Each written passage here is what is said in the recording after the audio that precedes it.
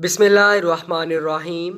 اخلاق کا لفظ ذہن میں آتے ہی ایک ایسا خاکہ ابھر کر سامنے آ جاتا ہے کہ جس کو ہر آدمی اپنانے کی کوشش کرتا ہے، کیونکہ اخلاق انسان کا ایک ایسا جز ہے کہ جس کے اندر یہ صفت پائی جاتی ہے تو سمجھ لیجئے کہ وہ کامل انسان ہے۔ اخلاق ایک ایسی دوا ہے جو دل و دماغ دونوں کو غذا پہنچاتا ہے۔ نبی کریم صلی اللہ علیہ وآلہ وسلم نے اپنے اخلاق حسنہ کی دولت سے تڑپتی انسانیت کی غم خواری کی، اپنے ازلی و ابدی دشمنوں کو پتھر کے جواب میں پھولوں کا گلدستہ پیش کیا، نفرت کے اندھیروں میں الفت و محبت کی شمع روشن کی۔ ناظرین، حضور صلی اللہ علیہ وآلہ وسلم کے اخلاق کیسے تھے؟ حضرت انس رضی اللہ تعالیٰ عنہ سے روایت ہے، انہوں نے بیان کیا کہ میں نے 10 سال رسول اللہ صلی اللہ علیہ وآلہ وسلم کی خدمت کی۔ آپ صلی اللہ علیہ وآلہ وسلم نے کبھی مجھے اف کا کلمہ بھی نہیں فرمایا، اور نہ کبھی یہ فرمایا کہ تم نے یہ کام کیوں کیا، اور نہ کبھی یہ فرمایا کہ تم نے یہ کام کیوں نہیں کیا۔ ایک شخص حضور اکرم صلی اللہ علیہ وآلہ وسلم سے ملاقات کرنے آیا، لیکن رعب نبوت سے کانپنے لگا۔ حضور اکرم صلی اللہ علیہ وآلہ وسلم نے فرمایا، گھبراؤ نہیں، میں بادشاہ نہیں ہوں، میں تو ایک قریشی عورت کا بیٹا ہوں جو سوکھا گوشت پکا کر کھایا کرتی تھی۔ آپ صلی اللہ علیہ وآلہ وسلم کے اخلاق نہ صرف اپنے صحابہ کے ساتھ اچھے تھے، بلکہ وہ لوگ جو ان پڑھ تھے اور دیہاتوں میں رہتے تھے، ان کے ساتھ بھی اچھے اخلاق سے پیش آتے تھے۔ حضرت انس بن مالک رضی اللہ تعالیٰ عنہ سے روایت ہے کہ میں حضور نبی اکرم صلی اللہ علیہ وآلہ وسلم کے ساتھ چل رہا تھا۔ آپ موٹے کنارے والی ایک نجرانی چادر اوڑھے ہوئے تھے۔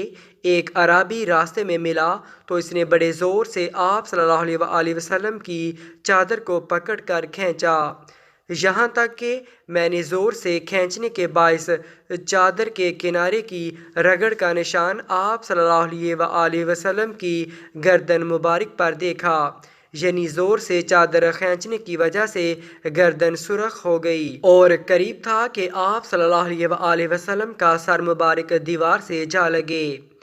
ان حضرات صلی اللہ علیہ وآلہ وسلم نے اس گنوار کی طرف متوجہ ہو کر فرمایا کہ تیرا مطلب کیا ہے؟ پھر وہ کہنے لگا، آپ صلی اللہ علیہ وآلہ وسلم کے پاس جو اللہ تعالیٰ کا مال ہے، مجھے اس میں سے عطا فرمائیے۔ آپ صلی اللہ علیہ وآلہ وسلم نے فرمایا کہ تو سچ کہتا ہے، یہ مال حق تعالیٰ کا ہے، میرا اور میرے باپ کا نہیں ہے، لیکن یہ جو تو نے میری چادر زور سے کھینچی اور مجھ کو رنج پہنچایا، یہ تو میرا حق ہے، اس کا عوض تو میں تجھ سے لوں گا۔ اس نے کہا کہ میں ہرگز اس کا عوض نہ دوں گا۔ آپ یہ کلمہ فرماتے تھے اور نہایت خوشی سے مسکراتے جاتے تھے، اور وہ بھی جواب دیتا جاتا تھا۔ جب اسی گفتگو میں تھوڑی دیر گزری، تب ان حضرات صلی اللہ علیہ وآلہ وسلم نے ایک شخص کو بلا کر فرمایا کہ اس کے ایک اونٹ پر کھجور اور دوسرے اونٹ پر جو بھر کر اس کے حوالے کرو۔ حضرت صفوان بن اسال مرادی رضی اللہ تعالیٰ عنہ بیان کرتے ہیں کہ ہم ایک سفر میں حضور نبی اکرم صلی اللہ علیہ وآلہ وسلم کے ہمراہ تھے۔ ہماری موجودگی میں ایک اعرابی نے آپ صلی اللہ علیہ وآلہ وسلم کو بلند آواز سے ندا دی، یا محمد! حضور اکرم صلی اللہ علیہ وآلہ وسلم نے بھی اسے اسی طرح بلند آواز میں جواب دیا، میں یہاں ہوں۔ ہم نے اس اعرابی سے کہا، تم پر افسوس ہے، اپنی آواز پست کرو، کیونکہ تم حضور نبی اکرم صلی اللہ علیہ وآلہ وسلم کی بارگاہ میں موجود ہو، اور بارگاہ رسالت میں آواز بلند کرنے سے منع کیا گیا ہے۔ اس نے کہا، خدا کی قسم، میں اپنی آواز پست نہیں کروں گا۔ نبی اکرم صلی اللہ علیہ وآلہ وسلم کے اخلاق یہ تھے کہ اس اعرابی سے کچھ بھی نہیں فرمایا اور درگزر کیا۔ پھر اس اعرابی نے آپ صلی اللہ علیہ وآلہ وسلم سے عرض کیا، یا رسول اللہ صلی اللہ علیہ وآلہ وسلم، ایک آدمی کسی قوم سے محبت کرتا ہے اور لیکن وہ ان سے اس دنیا میں مل نہ سکا۔